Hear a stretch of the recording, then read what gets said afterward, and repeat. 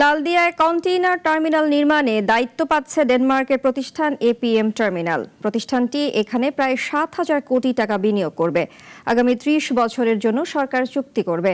আগামী সপ্তাহে দুই পক্ষের চুক্তি হতে পারে বলে জানিয়েছে সরকার। আর ২০২৯-এ টার্মিনালটি চালু হবে বলে আশা করছে সরকার। সাদের মানের রিপোর্টে বিস্তারিত। চট্টগ্রাম বন্দর বাংলাদেশের বৈদেশিক বাণিজ্যের প্রায় পুরোটা একাই বহন করছে। বাংলাদেশে সব স্থলবন্দর এবং বিমানবন্দর দিয়ে যত পণ্য পরিবহন হয় তার বড় অংশ একাই এই বন্দর দিয়ে পরিবহন হচ্ছে। বিগত অর্থবছরে মোট বৈদেশিক বাণিজ্যের ৮৩% প্রায় ১১ লাখ কোটি টাকা চট্টগ্রাম বন্দর দিয়ে পরিবহন হয়েছে। সমুদ্রপথে যত কন্টেইনার আনা নেওয়া হয় তার ৯৯%ই চট্টগ্রাম বন্দর দিয়ে পরিবহন হয়। তবে বন্দর বিদেশিদের হাতে দেওয়ার আপত্তি করছে নানা শ্রেণী পেশার মানুষ।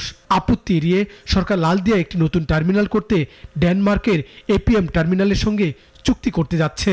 যখন আমি ডেভেলপ করার কথা বলছি তখন আসলে আমরা ওনাদেরকে যেটা দিচ্ছি সেটা একদমই একটা গ্রিন ফিল্ড, এখানে কিছুই নেই, একটা জাস্ট সবুজ মাঠের মতো। সেই মাঠের উপরে ওনারা একদম বেস লাইন থেকে কনস্ট্রাকশন করবেন, কনস্ট্রাকশন করার পরে জেটি নির্মাণ করবেন এবং তারপরে ওনারা পোর্টটা অপারেট করবেন। নতুন টার্মিনাল করতে এপিএম প্রায় ৭,০০০ কোটি টাকা বিনিয়োগ করবে। আর তাদের কাছে বন্দরের দায়িত্ব থাকবে ৩০ বছরের জন্য। ৩ বছর যাবে অবকাঠামো করতে। নতুন বন্দরটি চলবে দিনরাত ২৪ ঘন্টা। সরকার আশা করছে ২০২৯ সালে এটি চালু হবে। এই পুরা প্রজেক্টটা করতে ওনাদের প্রায় $৫৫০ মিলিয়ন মতো খরচ হবে, উইচ ইজ বাংলাদেশি টাকায় যদি আমি ক্যালকুলেট করি প্রায় ৬,৭০০ কোটি টাকা। তো এই ৬,৭০০ কোটি টাকা পুরাটাই আসলে এপি মোলার ওনাদের থেকে দিবেন। বাংলাদেশ সরকার এখানে কোনো খরচ হবে না এবং সেই কারণে এই পুরা অঙ্কটাই একটা এফডিআই হিসেবে বাংলাদেশে আগামী ৩ বছরে ঢুকবে। সরকার বলছে নিউমেরিং সবসময় চালু রাখা যাচ্ছে না। নতুন টার্মিনালের কারণে বন্দরে কন্টেইনার জট থাকবে না।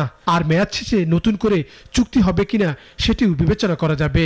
তবে টার্মিনালের মালিকানা সবসময় বাংলাদেশের থাকবে। সাইদ আরমান, নাগরিক, ঢাকা।